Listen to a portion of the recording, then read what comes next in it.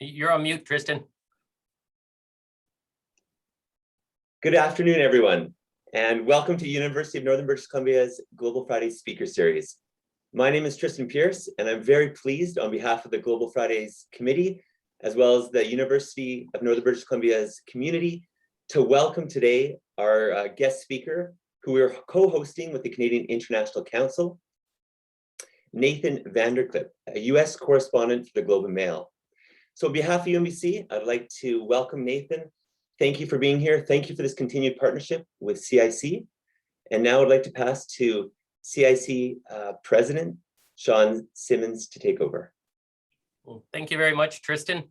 Welcome everyone. My name's Sean Simmons. I'm president of the Prince George branch of the Canadian International Council. And today we're very excited to have Nathan VanderKlippe to provide us a conversation on his experience covering human rights issues abroad. And just before I jump into it, I'd like to do a little bit of housekeeping.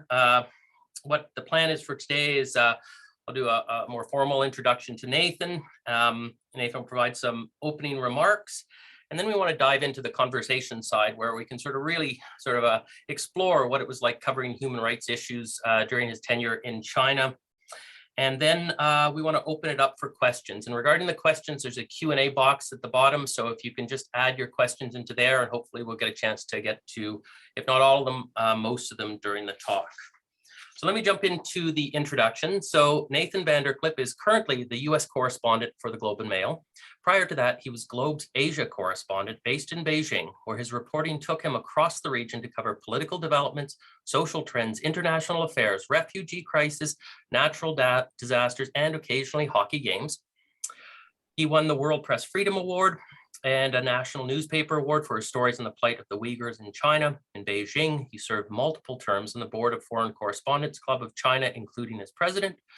Prior to joining the Globe in 2009, VanderKlippe was a print and television correspondent in Western Canada based in Calgary, Vancouver, and Yellowknife.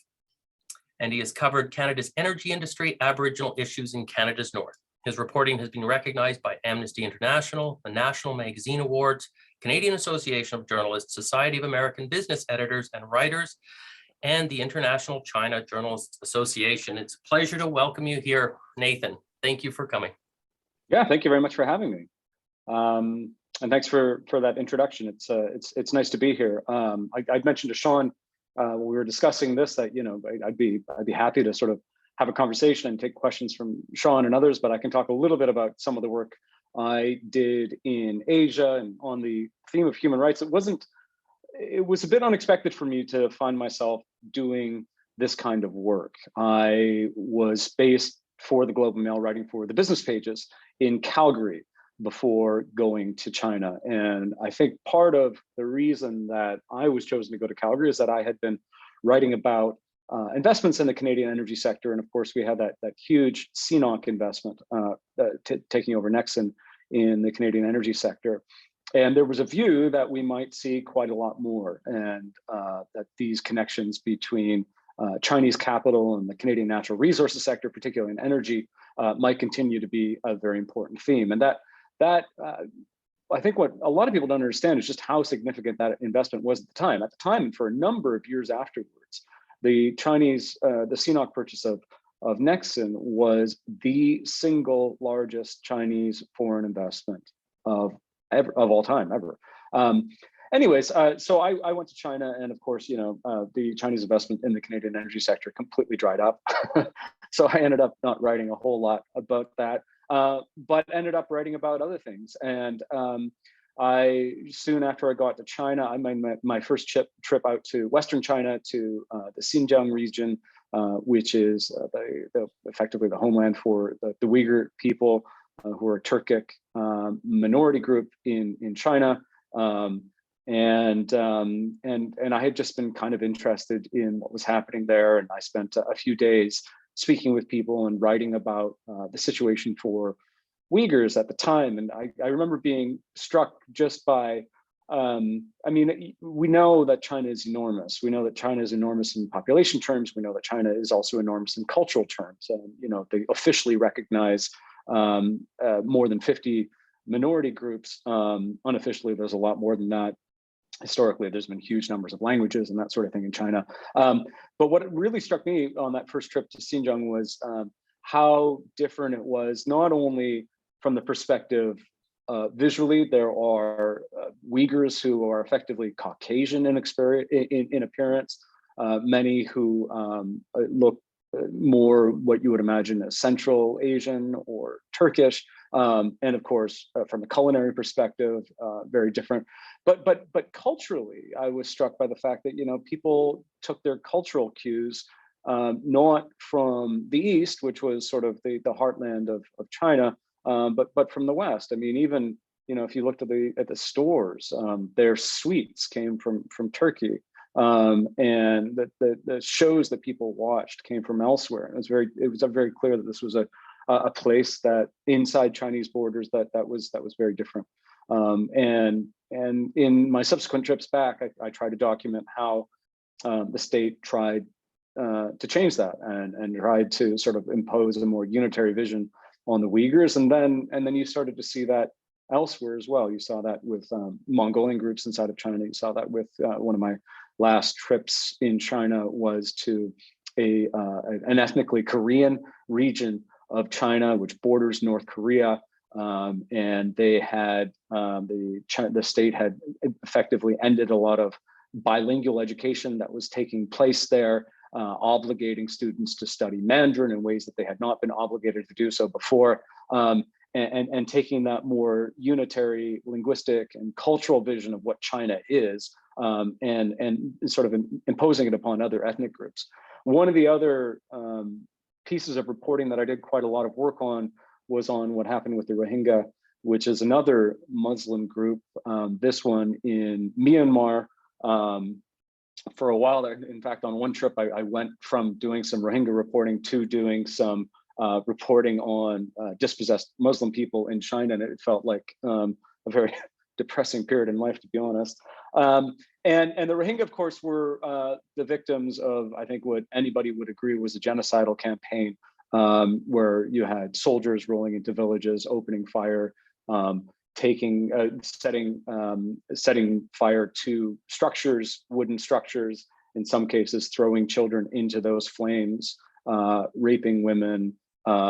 It was just horrific. And you now have something like 850,000 Rohingya who remain in a place of kind of like existential stasis in Bangladesh, where the Bangladeshi government has done extraordinary work in trying to host this large population that has come onto its soil, in a place that is impoverished even within the bounds of Bangladesh, which is itself not a wealthy nation, and trying to balance the needs of this group, trying to balance the aid that is provided to this group against the needs of the people already living there. And that has been a very difficult challenge for the government of Bangladesh, made even more difficult by the fact that there is no clear, safe path for the many Rohingya people to return to where they're from. I traveled once when I was in China to Tibet, and journalists can't travel freely to Tibet. They can only travel there effectively on government organized tours. Those tours can be very heavily monitored. In other tours, not mine, I should say, at the outset anyways, we were given a bit more freedom, but in other tours, they've done things like put journalists in hotel rooms and station binders at the end of hallways, so people can't walk out at night. So you're effectively beholden exclusively to the things they want you to see. In our case, they did allow us a little bit more room to roam, at least at first, until we started to actually use that. And then at one point, we were trying to go to a monastery after the day's activities, and did everything we could to shake the people following us. Thought we succeeded. We're driving through the night in an unmarked taxi when another vehicle came up beside us, slowed down as it was passing, and looked, and then passed and went past. And a few minutes later, we discovered a roadblock that had been set up on the turnoff to the monastery just to ensure that we couldn't go there independently.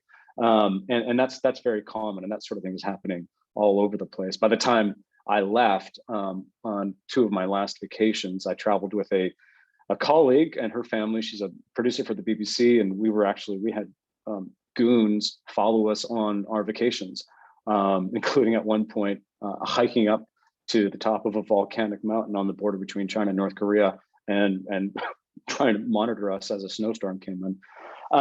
So that's that's a little bit of background there. I think one of the things that struck me in my reporting, in particular in China, as a Canadian, were the echoes in Chinese policy of what we have seen in Canada with regard to residential schools and Canada's historic treatment of Indigenous peoples.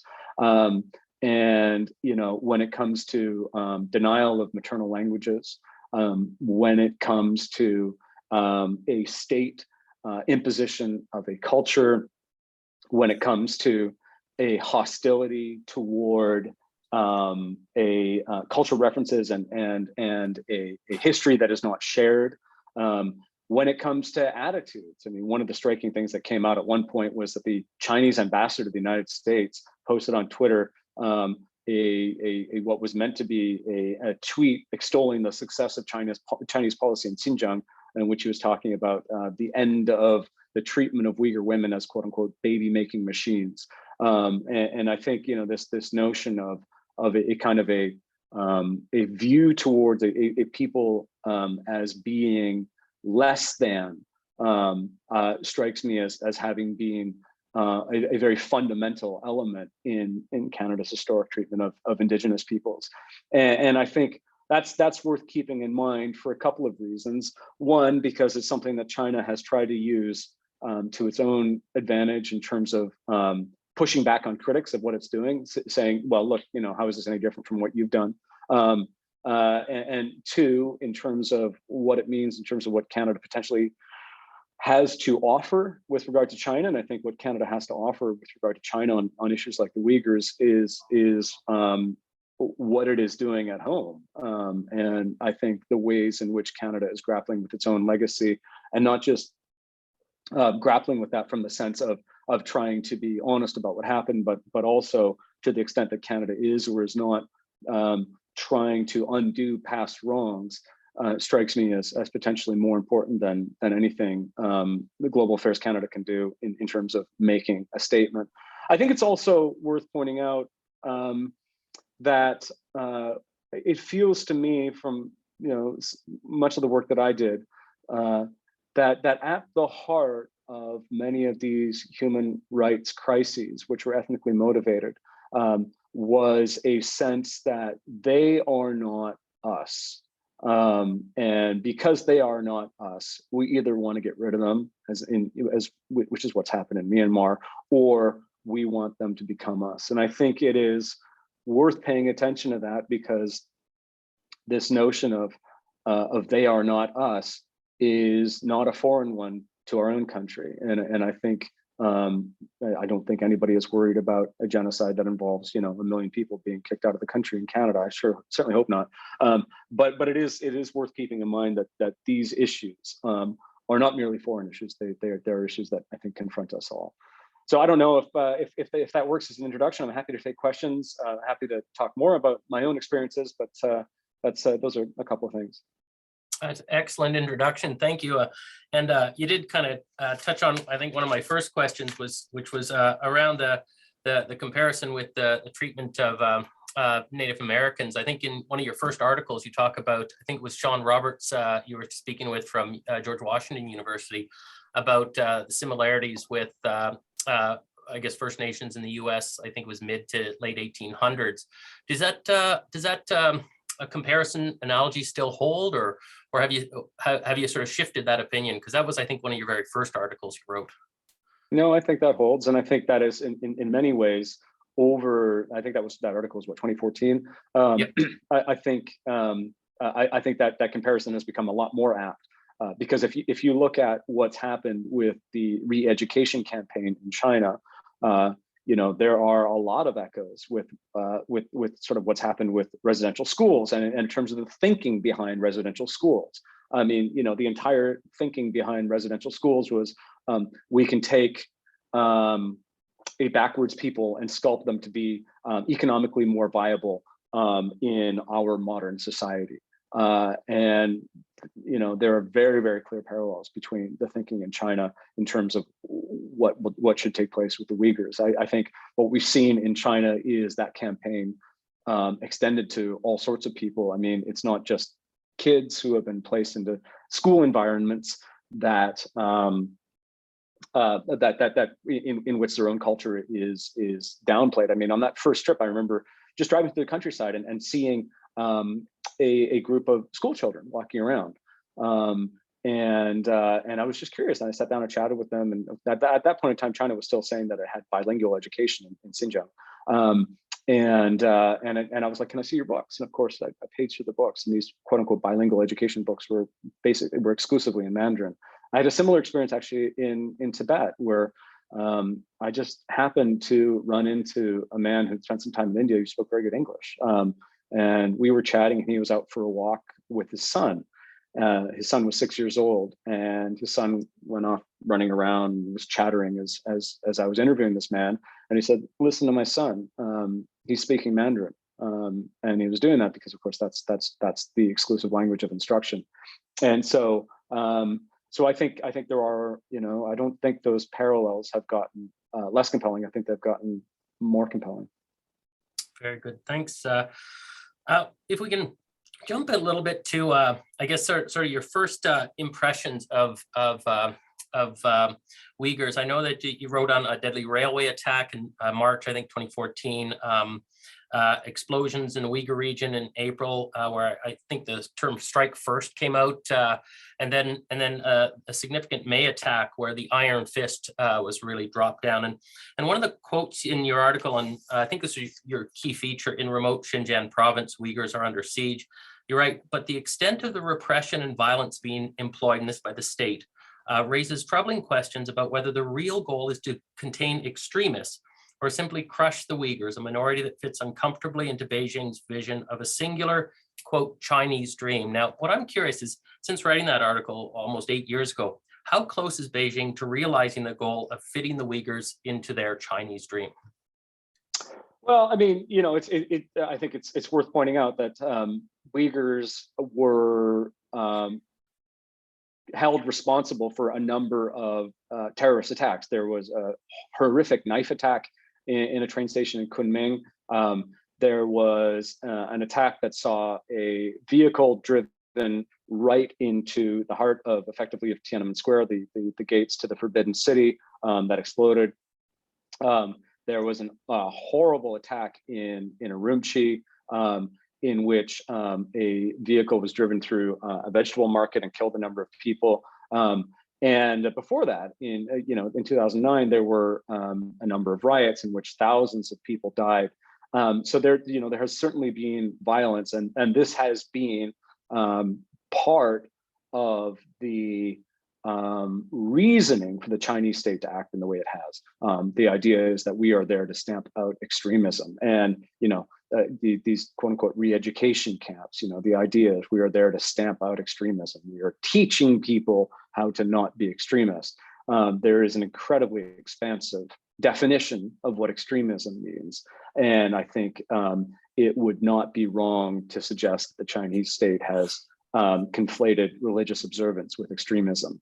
And I think we've got lots of evidence for that. And as this has proceeded, it has gone into places that have, I think, been very, very troubling. There's been a concerted effort to try to diminish birth rates among Uyghurs, while at the same time, in communities in Xinjiang that have much smaller populations of Uyghurs, there have been incentives created for people to have more children. And there's been open discussion among different state actors in Xinjiang about changing the concentration of Uyghurs, i.e. diminishing the percentage of the population that is Uyghur, increasing the percentage of the population that is majority Han Chinese, and that sort of thing. So all of that is taking place as ostensibly as a response to extremism. But I think, as I've tried to point out, I think there's real questions about how legitimate that is. Great. Yeah. So I mean, there's two tracks I can take. One is the reduced birth rates. The other is the internment camps. So let me start with, I guess, the camps, or these re-education camps. So, I mean, I think we were originally, or I remember reading them, I think it was about 2017 when it really started to become apparent that these large internment camps were taking place. So that's about 4 years. And so since then, what has happened to most of the people who have been in those camps? And have you had much conversation with them? You get a sense of sort of what the outcome? So the Chinese government has said it has closed down the existing camps and that everybody has quote unquote graduated. They liken them to boarding schools, which again, to bring back the comparison with residential schools. What we know is that some people have been placed in prison. There have been quote unquote judicial processes that have taken place inside some of these camps, in which there's a very rapid execution of judgment that can involve lengthy prison stays for people. We know that other people have been placed in labor situations. China, of course, argues that this is all voluntary and that people sign contracts and that sort of thing.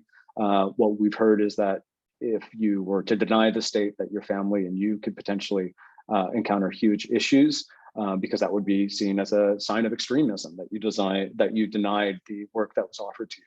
And so there are industrial parks that are developed in different parts of Xinjiang, some of which are effectively co-located with re-education centers and prisons. And I mean, it's remarkable. You can walk from one to the other. They're so close. And there's been quite a lot of discussion in the Chinese press even about the use of trainees in the manufacture of. I went to one that manufactured wigs. A big industrial park that manufactured a tremendous number of wigs and others. But it's not that. We've also seen a large number of Uyghurs who have been transported to other parts of China to effectively offered as large contingents of laborers, because one of the issues for the Chinese state is the availability of labor. And they have taken large contingents of Uyghurs and brought them to other parts of China where they have worked in electronics factories, in apparel factories, shoe factories, and that sort of thing. And I've been to some of these places, and they are often guarded by police. I've spoken with other workers at these factories who describe Uyghurs being kept in separate accommodations, dining in separate dining halls, even working on separate production lines. So it's clear there's a great deal of segregation. And we also know from accounts in the press about how they are transported to some of these places. And that is under police guard in sort of dedicated trains that are brought to places. And the whole thing has been messy. The skepticism towards Uyghurs, hostility towards Uyghurs in other parts of China has been so strong that even on some of these state organized labor transfer exercises, there have been destinations where groups of workers have shown up that have rejected Uyghurs. And there's been like a whole negotiation to try to actually allow them to exit the train and go to these factories where they're meant to be working. China says, people are paid. I think that's probably true. China says people are fed local foods or foods that are to their taste, which would be one reason that that Uyghurs are eating in separate dining halls. But we also know that in some of these places far from their homes, that Uyghurs are being placed into nightly education camps where there is Mandarin language education, which is obligatory, but also political education, which is also obligatory. So, I mean, none of that sounds much like what you would expect migrant labor to look like in China. And I think, there's been a lot of allegations that this is forced labor or at least unfree labor. And in fact, I heard from people at these factories that said, Uyghurs can walk around the factories, no problem. There are shops nearby. In fact, there are Muslim style restaurants that have developed near a lot of these factories where you can go in and get food similar to what you would be able to get in Xinjiang. And by the way, that food is quite popular in China. You can get that in Beijing. but that to leave sort of that industrial area and to go into city centers, that there's no freedom to do that. And clearly, if there's no freedom of movement for a worker, I think it draws into question a lot of what sort of freedom they actually have. And I think that is another one of these points in which I think what is happening in China, I think touches close to home, because the components, the electronic components that we know are being manufactured by workforces that include Uyghur workers are made by Chinese brand names who export their products to countries like Canada. And so this stuff is, it can feel very distant, but it's not, and it's not in part because of the ways in which the Chinese treatment of the Uyghurs has changed. Yeah. So let's sort of carry on that theme about sort of a response to this. I know that one of your most recent articles before leaving China was China responds angrily to Canada's sanctions over human rights abuse in, I've always pronounced it Xinjiang, but it sounds like Sunjin or Xinjiang is closer. Xinjiang, yeah. Xinjiang. And in you said that the embassy's statement was in response to Canadian government's decision to join allies in imposing sanctions on 4 Xinjiang officials. It looks like it's from the Xinjiang Production and Construction Corps and the region's Public Security Bureau for, quote, their participation in gross and systematic human rights violations. So I think this is the first time I've ever seen sanctions applied, but I'm certainly not an expert in this area. Who are these people who these sanctions are being applied to? Do you know anything about them? What was it that they did that prompted those sanctions? And is this an effective strategy? Is it making any impact?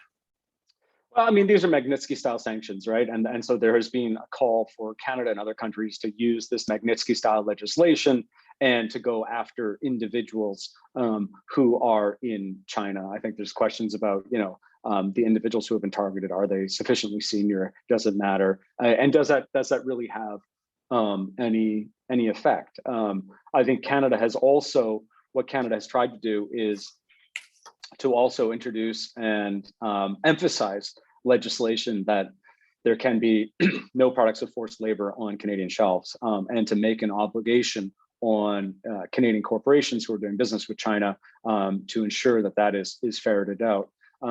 But of course, securing proof of those things is very, very difficult. And so, we know that there have been Canadian mining interests who have operated in Xinjiang. We know that there are Canadian solar firms who have operated in Xinjiang. We know that there are Canadian retailers that have stocked products on their shelves that have come from Xinjiang. I'm living in Vancouver now, and there's a Chinese grocery store a few blocks away from me that stocks dried fruits from Xinjiang. It says from Xinjiang, from Hotan and Xinjiang. And so we know that some of these products are making it here. Legally, I think there are questions about what should and what should not be considered free labor in the creation of some of these products.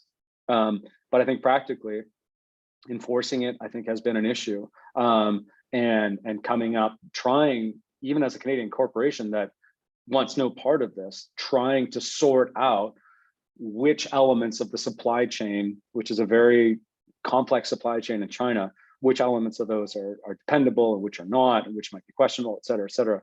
I think that has proven to be very, very difficult. And I think China demands a lot of hard choices, and this is one of them for people, I think, doing business with China. So is that effective? No, I don't think so. I don't think that, I suppose it depends on what is your view on effective. If your view on effective is this going to change Chinese policy? I think there's probably a very good argument to say that, it's completely ineffective. Is this effective in drawing attention to these things in Canada as a government signal that this is important and that this is something people should be paying attention to? Perhaps it's slightly more effective on those grounds. But it strikes me that when you look at Canadian public attitudes towards China, what happened with the Michaels carried a tremendous deal greater weight with the public than anything else that's taking place in China. Great. I'd like to sort of transition to another topic you focused on, which is the Rohingya. Now, first article I could find was from May 2015, and this was, I guess, before the widespread coverage of the massacres were taking place. And it says, in transit to nowhere, Rohingya move from one bleak horizon to another. And you say, but the horrors of the Rohingya face are not new, and the rush of the outrage over their plight must confront both the complexity of their situation and the difficulty in extracting them from it. Although Rohingya are small in number, just over 1 million, they are ensnared by centuries-old colonial history and hatreds, complicated relations among Southeast Asian nations, and race-infected politics. So, since this was a couple of years before the mass slaughter, what was it that brought your attention to the Rohingya? Was that article from Indonesia? I think it was, yeah, I think it was featuring a fellow from Indonesia. Yeah, so that was, and it was, at that time you had Rohingya who were trying to escape because they were effectively many, not all, but large numbers of Rohingya in their home territory in Arakan, Rakhine State. Were being placed in camps, in confinement camps, and there had been an effort to escape that. And so you had boats that were leaving and that were trying to bring people into Thailand, trying to get people to Malaysia, trying to get people to Indonesia. Some of this was human trafficking. There were young girls who were just placed on these boats. And some of this was grown men trying to find places where they could work without discrimination. And so this created all sorts of issues. There were camps for Rohingya that were in the jungles of Thailand, and the military had taken action on that. There were Rohingya in Malaysia who were scraping by, and then there were Rohingya who had managed to find their way to Indonesia. So I went there to Indonesia to speak with Rohingya there, and some of the boat captains who had sort of helped to rescue them. And so that had been happening for some time, and that was, I suppose, in retrospect, a precursor to the much more horrific campaign that took place. But that notion of a mistreated population had been there for a long time, I guess, in similar ways to what you saw with the Uyghurs, that there's all sorts of evidence of discrimination and terrible treatment of people, which then at one point dramatically escalated. Yeah, well, it's definitely a precursor to what came next. And I think it was 2 years after that, your first article, at least I could find, Rohingya tales of terror emerged from Bangladesh hospital wards. And it says, for more than 2 weeks, a tide of desperation and fear had crossed into Bangladesh as 370,000 Muslim Rohingya from Myanmar have fled homes caught up in a horrifying convulsion of violence. Now, that was when I certainly first saw this come across. You could see it on the front pages. I'm just wondering, at that wide scale level where it really permeated across all media, do you think that, what was sort of the impact and effect of that wide scale coverage, or do you think it was just sort of a burst of coverage and then it just died down, or was there anything substantive that came out of that wide scale coverage? Well, I mean, I think you ended up with one of the biggest refugee responses on earth. You had a Canadian government that was actually among the global leaders in providing funding to the Rohingya, and so you certainly had a lot of attention that was paid to it. I mean, that was horrific. I mean, that hospital, a man just showed me a hole through his foot where he'd been shot as he was running. As you run, your foot comes up in the back, and he'd been shot through as he was running. Later, I went to the border where you could see pillars of smoke not far away, where homes were being lit on fire. In some cases, so close that you could see sort of cinders being blown towards Bangladesh. Rows of people carrying what few belongings they had left, trying to get in there. I mean, it was just horrific. I mean, the roads were covered, ditches with desperate people trying to find any place to sleep, and that, of course, that was a tremendous physical hardship. But beyond that, I mean, what people had experienced was I mean, just unspeakable in terms of, the absolute worst things that you can imagine human beings visiting upon each other were happening then in what we consider to be the modern era. And it was a desperately horrific place. Yeah, unbelievable being able to witness that, and do thank you for being able to cover that and share that with the world. I'd like to sort of bring it now a little bit closer to when you were just wrapping up in China, or I think maybe you'd already left, but one of your last stories was, and it comes closer to something that is relevant for the Canadians, is that Trudeau initially hoped for common ground with China, but the Michael Spavor and covert detentions marked a turning point in relations. And then you say, Canada has asserted itself on human rights issues. It has been vocal in condemning China's oppressive treatment of the Uyghur Muslim minority in Xinjiang. And the federal government suspended its extradition treaty with Hong Kong after Beijing used new legal measures that eroded the city's autonomy. Spurred by the detentions of Mr. Spavor and Mr. Kovrig, Canada has also led an international coalition condemning hostage diplomacy. And so that, I think, was just as you were sort of wrapping up your tenure there. If you were still back in China at this time, thinking about the stories that you'd be focusing on, would it continue on where your track has already led it, or do you see it sort of, would you be seeing a shift take place in terms of what stories you're covered or your ability to cover those stories? Well, that ability has been changing for a while, but you still do what you can. But it is, I think you need to look with increasing respect upon good journalism that comes from China, because it is being done in circumstances that are increasingly difficult. I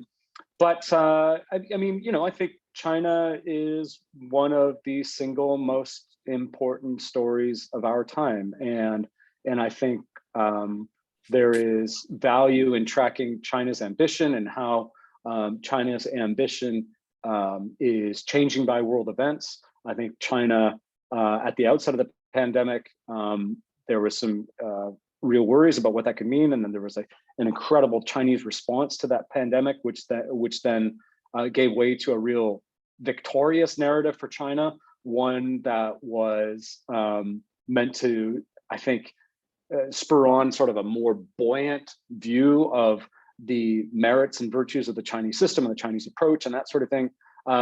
Now you're seeing some economic issues emerging in China, and some cracks in a housing market that has been a fundamental element of Chinese growth, and what that means, and I think the broader story about how that will affect China's trajectory. I mean, we saw in the economic numbers that over the last 2 years, in terms of the relative size of China's economy compared to the US economy, China has made up ground. China has closed the gap over the course of the pandemic. Can it continue to do so? What does this zero? I'm very interested in what this kind of zero COVID policy for China means on a much broader scale in terms of China's relations with the world. Before the pandemic, Xi Jinping was the most traveled Chinese leader of all time. He hasn't traveled since the pandemic. And the interactions between China and the rest of the world, but through the course of the pandemic, have grown much more difficult. It is difficult to, even if you are able to secure credentials to China, it often means between 2 and 4 weeks of quarantine. Quarantine is stuck in a hotel room with no ability whatsoever to emerge from that hotel room, subjected to routine testing, occasionally tested to anal testing, which I don't think is people's idea of a great time. And so, what does that mean? If China continues to pursue a policy of zero COVID and COVID becomes endemic around the rest of the world, China is injecting its own people with vaccines that are less effective than the vaccines elsewhere, leaving the population there potentially more vulnerable to COVID if it spreads. How does China emerge from that? And what does that mean for China's role in the world more broadly? What does that mean for even China's, and not even just China as a tourist destination, but China as a destination for education. We know that Chinese students have fanned out across the world. Less well known is how many hundreds of thousands of foreign students have been over the last decade or so coming to China, and China's had great success in bringing students from other parts of Asia, some parts of the Middle East, some parts of Africa onto Chinese soil to study there. What does it mean for that? I mean, what does it mean for China as a global manufacturer when companies struggle to get people into China to make those connections that can, and so, what does it mean for China's connections with the world? And I don't know. I mean, they may find a way to thread this needle. China is very good at doing that, but I think there are some real questions about what zero COVID means about, China's position and openness relative to the rest of the world. So I think that's, that the economy, and of course, Taiwan is an issue of perpetual interest. And then there are other issues related to the Olympics, et cetera, in terms of, China's role in the world. But I think, some of those bigger issues, I think, are really interesting and important. And I think you probably answered the question I was just about to ask, which is on your final video segment on a post on the Globe and Mail, you raised the quote a couple of times: "We ignore China at our own peril." And I think you covered some of the elements in what you just mentioned. But is there, given that Canada's got limited capacity and it's not a superpower, if there was one thing that Canada should focus on in terms of that ignore China at our own peril, what would you say it would be? Yeah, see, I don't buy the limited capacity thing. Canada's a G8 nation, and I think Canada. I think Canada uses that as a oh well, what can we do card way too often. Canada has one of the most educated workforces on the planet. It may have the most educated bureaucracy on the planet. It has an important economy, et cetera, et cetera. I don't think there's any excuse whatsoever for not dedicating the resources to, at the very least, having some sort of competent understanding of what's going on in China. And I think that's true. I think that's true of the Canadian government. I also think that's true of the Canadian corporate sector. Anyone who is looking at an economic map of the world knows how important China is. Anybody also knows how important the U.S. is. And of course, that's been forever, for very understandable and reasons. The main focus for Canada, but China matters. And I think at the very least, having the understanding from which to make informed decisions, it strikes me as sort of a basic precursor to sort of like expanding in a corporate sense, but also in terms of the Canadian government, not just the Canadian government, provincial governments as well, because let's not forget there's been a lot of the Canada-China relationship in the last number of years has come down to provincial governments. I mean, I was there when you had premiers from Atlantic provinces, premiers from Ontario, premiers from BC, all coming to China in hopes of sort of drumming up business for their individual places. And I think if you're going to do that, I think you need to have a very clear understanding of what it is you are hoping to obtain and what it is you're going to have to give up in order to obtain that. Well, that's encouraging. So I was hoping to really tease out sort of where you'd prioritize. It sounds like instead of a top one, what would be top three or top five? What would be the things that you're saying, these are the most important elements we need to focus on moving forward? Well, I mean, I think you need to have a clear, like for Canadian, for any, I mean, geez, that's a broad topic. I think for anyone who is working in a partnership capacity with China, I think there needs to be a very clear view of China, and I hate saying China, but with people in China. And this is true, I think, of businesses, but it's also true of the education sector, because education has been one of the most important elements of connection between Canada and China. I think it's just trying to be as clear out as possible about who your counterparties are, and what is motivating those counterparties, what potential vulnerabilities you have in working with those counterparties as far as demands they might have of you, and of what you can say. If you're an airline, we've seen this over the last number of years, you may be forced to change, or even a bank, you may be forced to change the language you use with regard to Taiwan or Tibet or other places. What sort of demands are you likely to encounter based on the experience that others have seen? And are you prepared for that? Are you prepared to do that? The answer may be yes. The answer may be no. But I think it's worth at least asking those questions. I mean, China's an amazing place, and from all sorts of different perspectives, from the perspective of research, from the perspective of manufacturing, from the perspective of entrepreneurship. I mean, there's immense amounts of expertise and energy and ideas that are coming out of China. And these are all, I think, really, really attractive things. And these are all things that I think, lots of people would reasonably want to be a part of. And I think that's going to continue to be true. Culturally, too, there's interesting things that are happening in China. But I think we've seen in a number of different ways that there can be a cost to that. And I think having a sense of what that cost might be and whether that seems like a cost that's worth bearing, I think those are discussions that should take place. Great, thanks. So what I'd like to do now is move this on to the Q&A section. And we have a question from Bob Anderson. It says, Nathan, in 4 days, will occur the dismal one-year anniversary of Myanmar's coup. Some wits have called Myanmar the graveyard of diplomacy. However, given that the profound influence of China in Myanmar, do you think that some/any beneficial influence for Myanmar's people, including the Rohingya, could flow through diplomats and diplomacy from China? If so, why does China continue to obstruct beneficial influence, which could also flow through the UN Security Council? Does China also think Myanmar is the graveyard of diplomacy?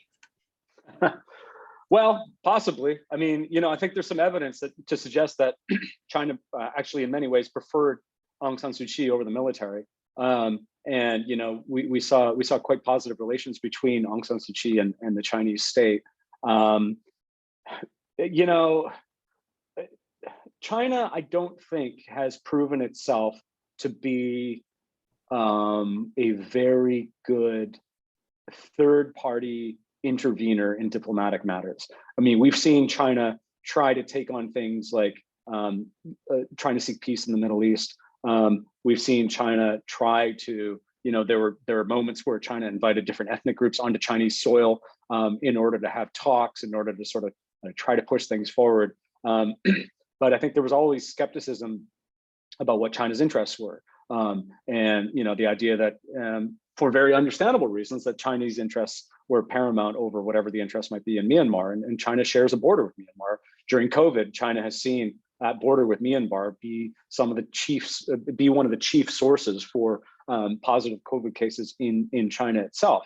And there are parts of that border that have historically relied quite heavily on Burmese workers. Has China been able to? Yeah, I mean, is it the graveyard of diplomacy for China? Maybe. depends on what you see as China's interest. If you see China's interest as being ensuring that there is no breakdown in the state in Myanmar that leads to large numbers of refugees crossing into China, I guess you could say that China has been successful.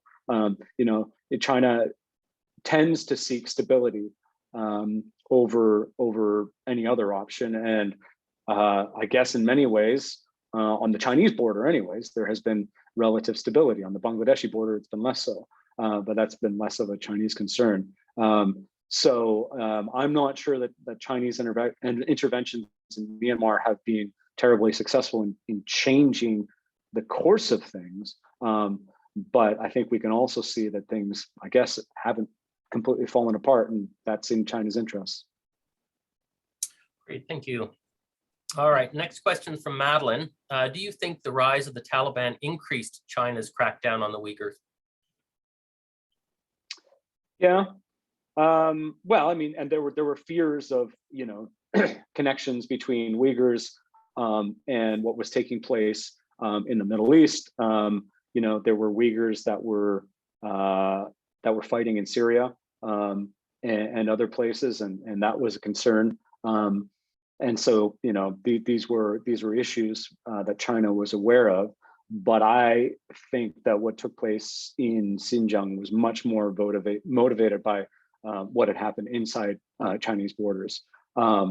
starting, I think, with this long-standing sense of a view in hiring and in other terms that that Uyghur workers were less desirable, sometimes explained by hirers that on linguistic terms that they don't speak Mandarin well enough, but I think often just discriminatory, extending into some of this extremist violence that we saw, and a really heavy-handed crackdown on that, and then moving towards what we've now seen go nationally into a much more rigidly enforced unitary definition of Chinese citizenship, and a lot of that is just played out in Xinjiang.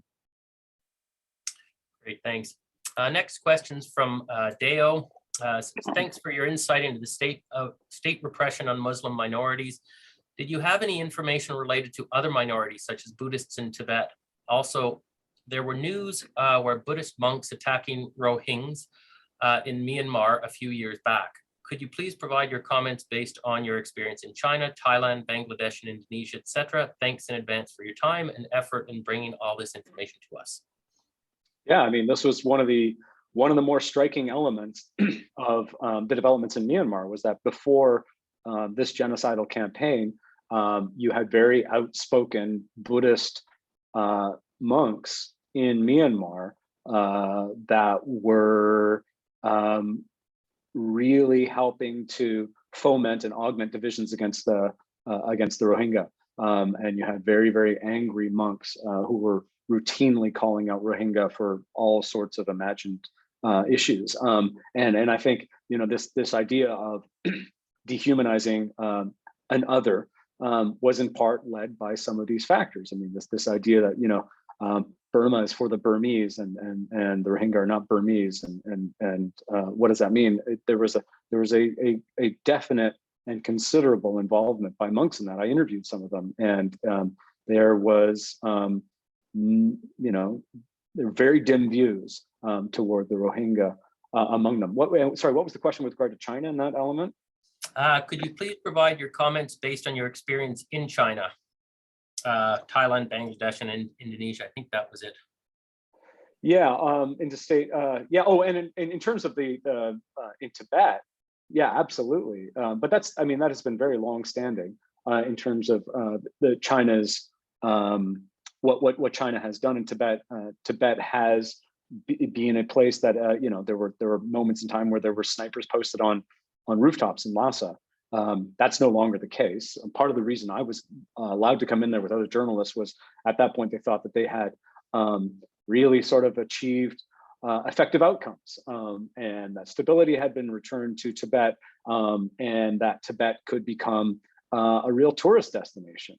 And it was. I mean, when I was there, it was remarkable. It was like Tibet was China's Colorado. You had people driving from across the country to go there to sort of experience the mountains and to make sort of Buddhist pilgrimages and this sort of thing, while at the same time, monasteries were under enormous repression. You still have had, over the last decades, of course, you've had self-immolations, which is a real expression, I think, of a fatalistic despair.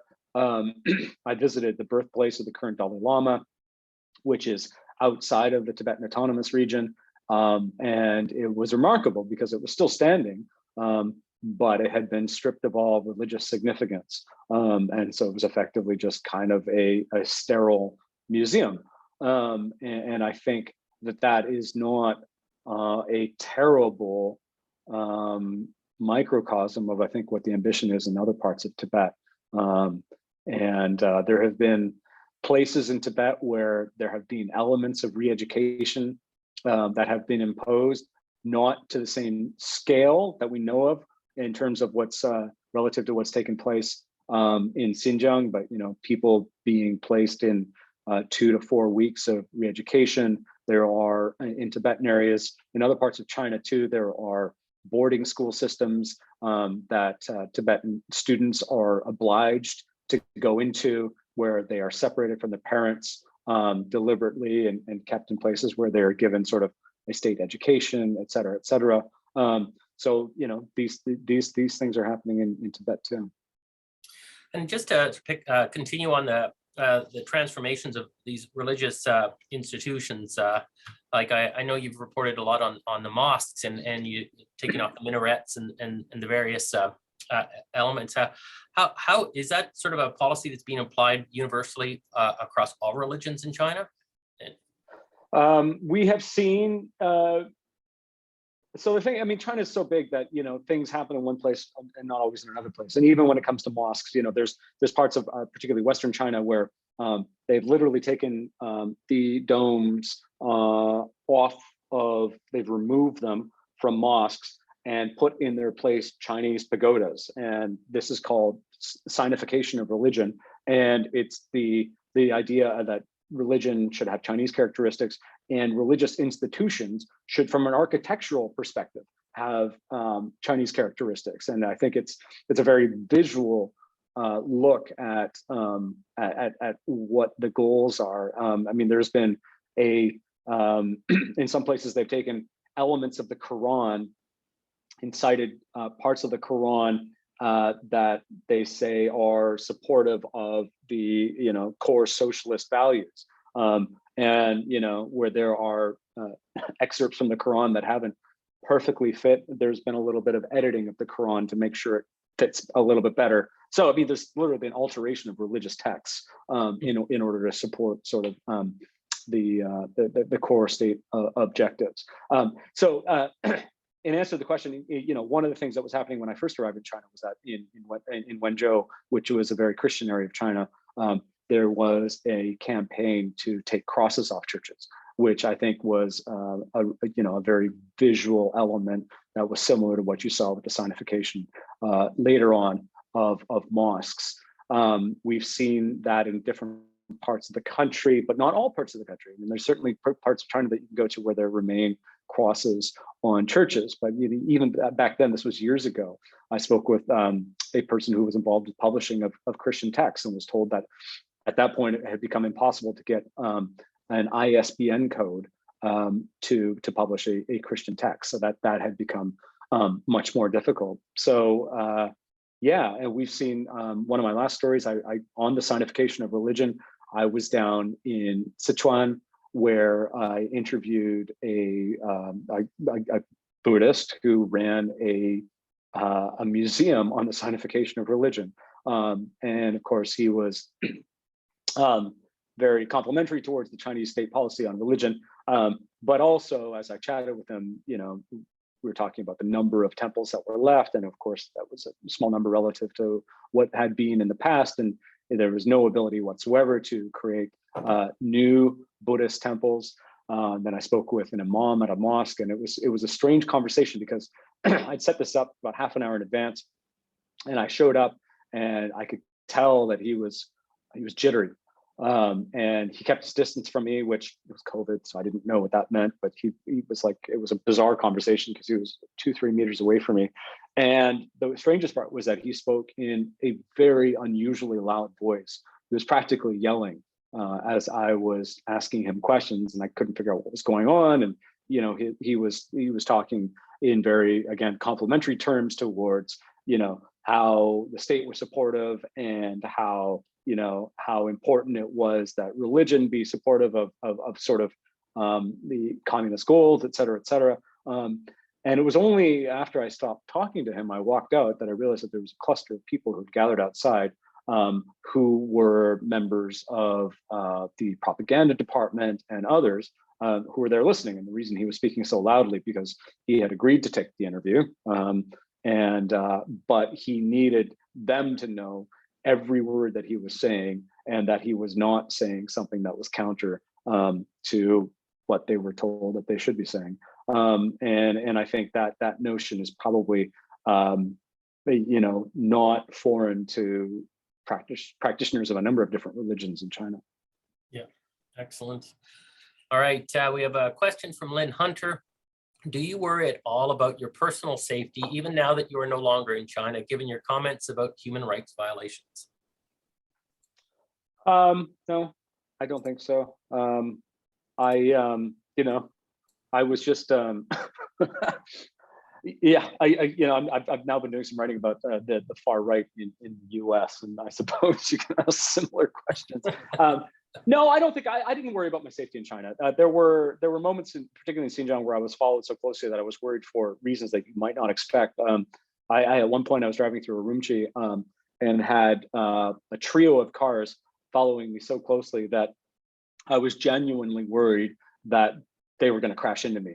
And them being security agents, I'm sure this would have all fallen on me. And it was a rental car, so I'm sure this would have been very messy.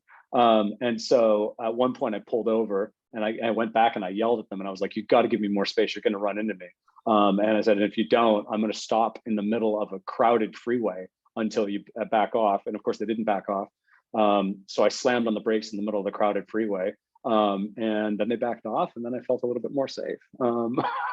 At another point, one of the things in Xinjiang that is that has been there for a while is that they have fortified gas stations in ways that you wouldn't see in Canada outside of, say, like a military establishment. I mean, they're surrounded by fences and razor wire and really big, thick metal gate swing arms. And in many of them, you can't go in unless you swipe an ID card. And of course, as a foreigner, you don't have an ID card. And so at one point I was trying to get gas and they wouldn't let me in. Some gas stations, the manager would come out and he'd, "Oh, you're fine, no problem, give you some gas." But this one, they wouldn't let me in. I was like, "Well, I need gas." And there was like cars that had built up behind me and they were honking. And I was like, "Okay, just give me a second." So I walked out to the people who were following me, whoever they were, propaganda people or state security.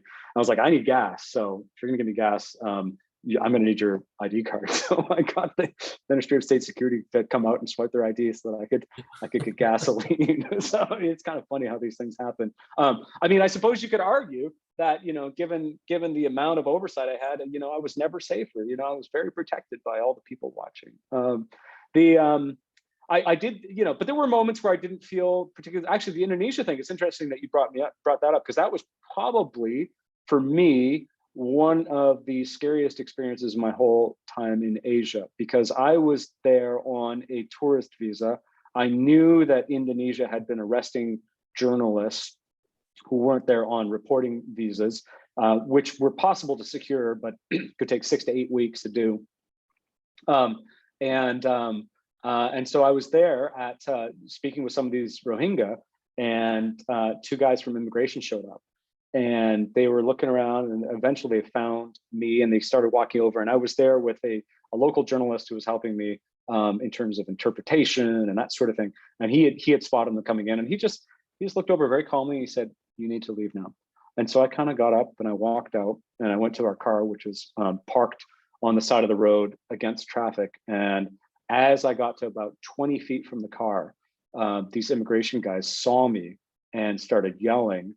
And so I kind of ran to the car and they started running after me. And I got in the car and I was like, "Go, go, go." And so we pulled out into traffic and kind of went away. And we drove, 10, 20 kilometers down the road. And then I got dropped off because the journalist was still back there. I got dropped off in a restaurant, kind of like buried myself deep in the back of the restaurant. And eventually the journalist I was working with came and chatted, and he said, "Yeah, after you left, the immigration guys called the military and tried to get the military to track you down." Which the military thankfully said they had more important things to do. But yeah, that was scary because I didn't have the proper credentials. In China, I always had the proper credentials. In China, my biggest worry, when I first started going to Xinjiang, I went with other people. But eventually I started going on my own. My Chinese got good enough that I could function as a journalist independently.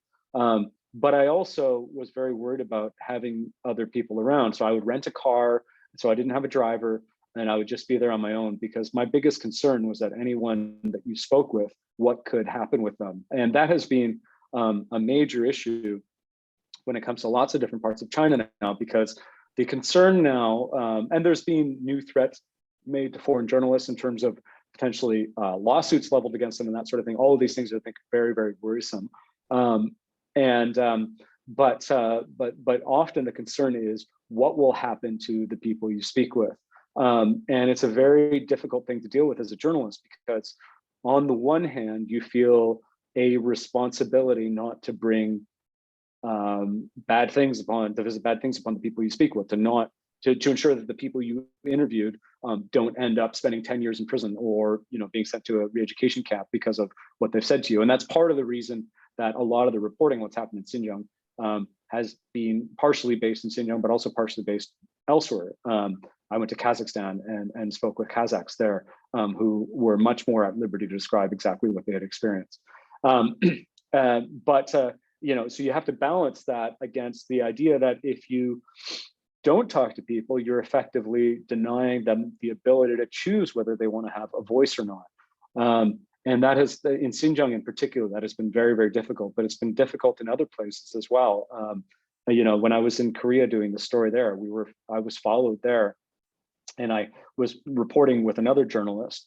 And at one point, this was wintertime, and it's cold up there, and we just walked out on a big frozen river, which must have been 300-400 meters across, and there were people out there skating and going on sleds and stuff, and we kind of split up, and because we were in the middle of the river, they couldn't follow us on cars, and we split up, and we ended up getting some time alone because they couldn't find us because we were out in this giant river.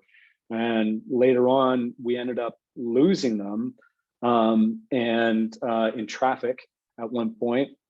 And it was only then that we could really start doing interviews. And that's when, you go into people's houses when you're convinced that nobody is following you, but you can never be sure. I mean, there's cameras everywhere. And there is, I think, a lot of evidence that those cameras are becoming more capable, even from a facial recognition perspective. Every time you go to get a new visa in China, as a journalist and otherwise, they take a picture at the police office dedicated to issuing these visas. And I noticed on one of my last trips there, usually they'd have you take your mask off and take a picture and you go, and the last time I was there, they had me keep my mask on. That was really strange. And I thought, I wonder if that's because they're now trying to train the cameras for a picture of me with my mask on, which makes it easier to track you that way. So it's difficult. I mean, the tools of the Chinese state are really potent. And WeChat is perfectly transparent to authorities. Can be risky to communicate with people on WeChat. I mean, you do what you can. And so did I feel, for me in China, the biggest concern I always had was other people. I always felt like, China made my life as difficult as it could. I ended up being on 1-month visas for, a long time, when typical is a year. But I never felt really physically at risk in China. I always felt like that the fact that I had an official government authorization in my press card provided me a measure of physical safety. That's not always true. There's been lots of issues where journalists have gone into certain communities and local thugs will beat them up. But in general, from the state itself, I felt more secure that way. Even when I was detained, at one point, the Ministry of State Security took my laptop, but I didn't feel like I was physically at risk. In other parts where I was in Kashmir when journalists weren't allowed to be in Kashmir. I was in northern Myanmar when journalists weren't supposed to be there, and I ended up getting detained there. And in those places, I was perhaps a little bit more concerned. But in China itself, physical safety was not generally a concern for me, and I think that's in many ways to China's credit. Despite everything they do to try to sculpt this story, they have still, in general, I guess, left journalists physically alone. That's excellent answer.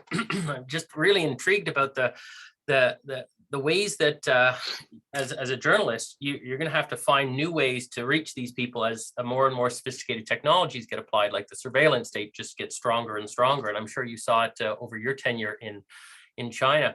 What would you say some of the tricks are? You mentioned one of them, basically going over the border to Kazakhstan as a way to get the story, but always keeping in mind that you've got to protect, or to a degree, you have to protect the people you're interviewing. So what sort of as a journalist, what approaches, techniques do you use to get your story and evade the authorities and the surveillance state?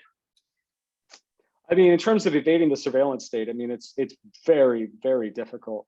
I mean, you buy a ticket, and your ticket, be it a train ticket or plane ticket, or is linked to your passport. and presumably that just that sets off a system in whatever place it is you're going to. I mean, you know, for me, one of the most important things was that for years, I basically, when I was doing most traveling, I would not prearrange anything. I would know I'd want to do a story in some place, and I would just show up. And so that the story I was telling about interviewing the imam who spoke at a very high volume, I had actually gone to the mosque and asked for him. He wasn't there at the time, and that's why I had called. But even then, you know, I was already there. It's not like I had done this a week in advance, because there's just, you know, any journalist who's been in China can tell you endless stories about, you know, arranging interviews only to have them fall apart at the last second.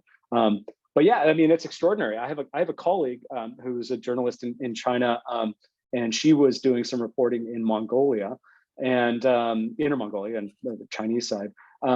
And she had a driver who was really great. Sometimes you get drivers who are like, oh yeah, that's really interesting. Let me see what I can help. And sometimes they'll speak the local dialect, which can be very helpful.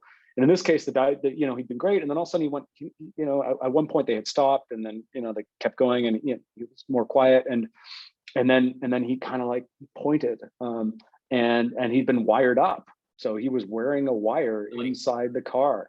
And so it's just, you know, like you know, I think there's a widespread expectation that journalists are monitored in their own houses. You know, I was very careful what I said in my own house. I would never say a password out loud. You know, you know, at one point in time, I have a friend who he came home and you know, unexpected in the middle of the day, and there was some guy on a stepladder in his living room with his face up towards the chandelier saying, "Wait," which is how you like say hello when you answer a phone. Oh, yeah. So, and I always remember that. And then at one point I had another friend who got one of these little spy store bug detectors, which I don't think are very effective, but I took it around my office, and sure enough, it went off at all the chandeliers, and it went off in the walls that were located right behind where all of the fixed line phones were, and in two different places in the bathroom. And so, I mean, does that mean anything? I don't know. I mean, it wasn't a sophisticated piece of technology, but on the other hand, you know, it kind of went off at exactly the places you would expect it to go off. Fascinating. We've got a couple of questions left. So Don Scott asks, any thoughts on how Chinese spies are in Canada and how many are at our universities? The recent rally with Chinese students protesting in their Ferraris and Lamborghinis and McLarens against allegations that China is interfering in Canadian Chinese people's lives should surely make us question their presence and influence. Yeah, these are difficult questions. I mean, you know, because clearly Chinese students have been a source of great wealth for Canadian universities. I think there's also been a sense from an altruistic perspective that having Chinese students on Canadian soil is a chance to really reach or people from another system, or show people from another system what the virtues of a democratic system. But I think there's real questions about the degree to which that actually happens. I think there's a real disconnect between university campuses and our broader societies. There's, you know, my parents run a sort of a program in which they work with international students in Niagara. And they have some statistic that 90 or 95% of international students spend their entire undergraduate in Canada without ever setting foot in a Canadian home. And I think that really speaks to some of the issues there. So I know that's perhaps a bit of a strange way to answer a question about espionage. I think, you know, one of the things that China excels at is using pressure at home to exert influence overseas. And we've seen this in all kinds of different ways, where there can be threats to families in China that are made as a way of exerting pressure over people who are overseas. And so are there networks of Chinese spies inside universities? I don't know, but I mean, there's certainly plenty of people at Canadian universities who could potentially be vulnerable just by virtue of the fact that they have family in China that needs employment and that doesn't want to be in jail. What does that mean, and how do you respond to that as a country here? I mean, there are no easy answers to these things. I think there needs to be, the solutions to some of these things, as far as what does it mean for academic freedoms in Canada, strike me as institutional in nature, that there needs to be a reckoning with institutions in terms of the degree to which there's a willingness to accept criticism, or the degree to which a professor that raises questions about China's ethnic policies, for example, how much institutional backing does that person have if criticism arises? And I think those are institutional questions. I mean, you can't, it's really hard to change what happened in China. But it strikes me that what's much more important is to look at what's happening here and the decisions that are made here. So I think, these are all, or potentially could be all, issues. I think, we have had in Canada security services that have, for understandable reasons, devoted a great amount of their time and their expertise over the past decade or two to religious extremism and terrorism and that sort of thing. And I think there's an argument to be made that they have been slow to pivot towards some of the issues that arise from China when it comes to espionage, when it comes to threats made on Canadian soil, when it comes to the protection of Canadian industrial secrets and other things. I think these are all real issues. Yeah, I mean, do you need to have spies on Canadian campuses when you have entire research programs that see real benefits in openly partnering with Chinese institutions that may be related to the Chinese military apparatus? I don't know. Yeah, a perplexing set of questions for sure. One more question, Jonathan Alsketch. Do you have some insights as to how China views Canadian concerns about human rights violations? What is their framing or narrative about this? I mean, I think it's dismissive. I think, there's all sorts of evidence for China being incredibly dismissive of Canadian expression of human rights concerns. There was a fair amount of coverage in China of the discovery of unmarked graves around residential schools, because that of course only served to buttress the argument that, like, why are you criticizing us? Look in your own backyard. And I think there's been a sense for a long time in China that Western, and I think some of this is probably changing, although we'll see to how much if we ever end up in a post-COVID world. But that Western criticism of human rights has been more rhetoric than action. And if you have to suffer through a diplomat hectoring you a little bit about human rights, and then you can say, yeah, but you know what, we actually do protect human rights because we think economic human rights are the most important human rights, and we protect those, which is the Chinese response typically. Meanwhile, that business is going apace, and that commercial ties are sort of proceeding in a way that's completely unaffected by those concerns. Then what does it matter? And I think some of the concerns that we've seen about Chinese influence, and the concerns about Chinese state objectives, and how those objectives are being carried out through not just state companies but also through private companies. Those, I think, are changing some of that calculation, or had been changing that calculation before COVID in the European Union and elsewhere. We've clearly seen the US taking a much different view on what it sees as Chinese aims and how to respond to those in the commercial space. And so, these things are changing, but I think on the human rights front, I always thought the most successful diplomatic initiative that I could remember when it came to China, I mean, maybe there's two. The World Trade Organization, of course, China's accession to that has brought all sorts of criticism from people who said the West was naive. China didn't match up to a lot of its commitments. True, China also did match up to a number of its commitments, and I think that really changed China. But also, I mean, it always struck me that sort of the air quality monitoring system at the US embassy in Beijing was perhaps the single most effective diplomatic element that ever took place in China, because they started publicizing on Twitter what the air quality was in China. And I remember landing in Beijing in 2008 after the Olympics in this brown soupy mess, and the pilot still saying, "Oh, it's a foggy day in Beijing." It's like, it's not a foggy day in Beijing.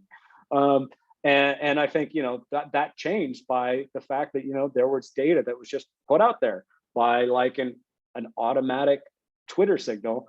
And one of the changes that took place when I was in China is, if you go to Beijing today, your chances of finding a blue sky day relative to when I arrived there in 2008, and then again in 2013, are just radically different. I mean, when I got there in the fall of 2013, that winter, there was a heavy smog period over northeastern China, in which there were city buses that were getting lost on their own routes because the smog was so dense.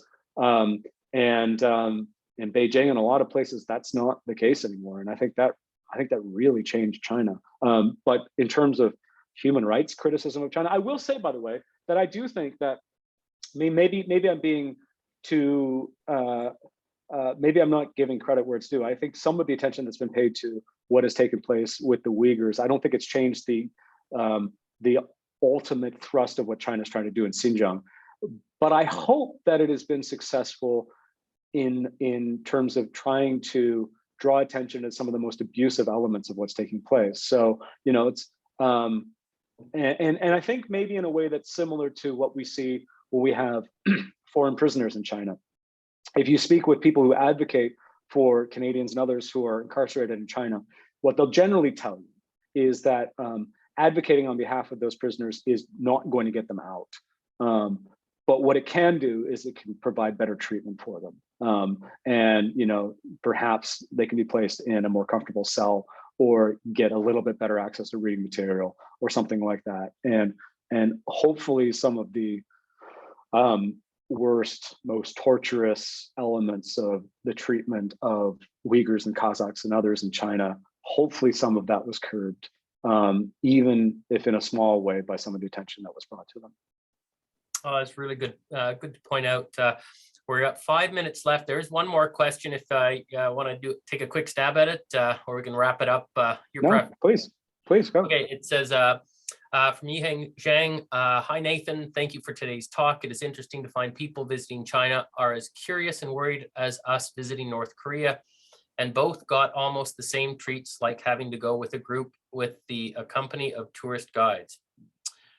We all saw the re-education camps got much criticized. What do you think is an appropriate way to prevent people with extreme thoughts from becoming an extremist and creating violence and terrorism towards general people? Thank you.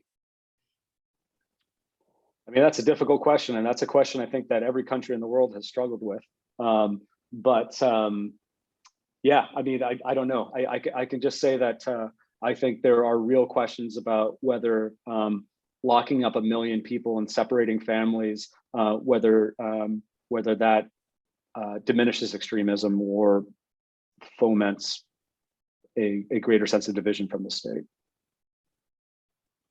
All right, well, I think that's a wrap. I mean, I could keep asking you lots of questions, but I really appreciate you taking all the time and sharing your experiences today. I know I've learned a lot, some of them terrifying, some of them very enlightening, and really appreciate you sharing your experiences with us, Nathan. So at this point, I'll conclude our part and pass it back to Tristan at UNBC. Thank you, Sean. No, on behalf of UNBC, Nathan, it's an absolute pleasure. You can see from the comments, people are absolutely thrilled. A huge number of attendees at the peak, over 60 people. So clearly yourself and the work you do is of high importance and value to so many, and it's just an absolute privilege for you to take the time to be here with us today. So on behalf of UNBC, we want to thank you and hope that one day you can visit us here in person. We'd be absolutely thrilled to host you. So thank you to Council of Canadians. Thank you, Sean, and back to you, Nathan. Yeah, well, thank you. It's been great to be there, and I'm up in the Caribou every summer, so I'd love to swing out. Fantastic. Well, you've got a place here when you need it. Thank you. Yeah, definitely. Come on up, Prince George. There's only a few more hours north. I'll give you a tour. I'll take you out fishing. All right, good. Thank you. Thank you, everyone.